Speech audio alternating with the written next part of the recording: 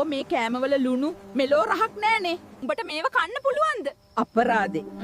ඔයාට ගැලපෙන්න තිබුණේ වෙන කෙනෙක්. මගේ මහත්තයාගේ අම්මා එහෙම කියද්දී මම නිහඬව හිටියා. මේක මට අලුත් දෙයක් නෙවෙයි. එයා හැම වෙලාවෙම මගේ අඩුපාඩු හොයනවා. ගෙදර බලන්නකෝ. හැමතැනම දූවිලි. උදේටත් හරි වෙලාවට නැගිටින්නේ නෑ.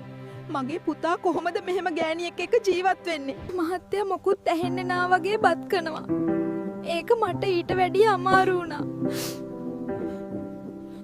මගේ හදවත පිපිරෙන්න ගියා.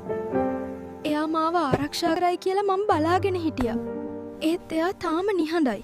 ඉන්න පොඩ්ඩක්. අම්මේ. ඔයා කියන දේවල් සමහර විට හරි වෙන්න පුළුවන්.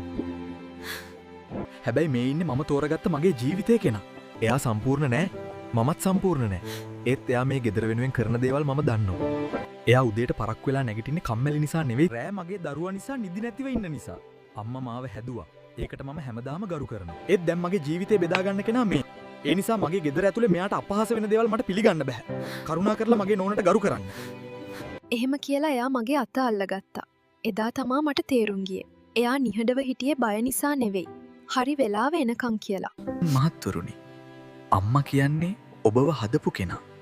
ඒක අගය කරන්න ඕනි. හැබැයි ඔබේ බිරිඳ කියන්නේ ඔබ වෙනුවෙන් තමන්ගේ ලෝකයක් අත්හැරලාපු කෙනා. ඔබ ඉස්සරහා පහත් කරන්න ඉඩ දෙන්න එපා. අම්මා වැරදි වෙලාවට ගෞරවයෙන් හරි නිහතමානීව හරි අම්මේ එයා මගේ බිරිඳ.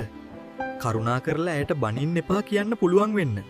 මොකද ඇයට ඉන්නේ ඔබ විතරයි.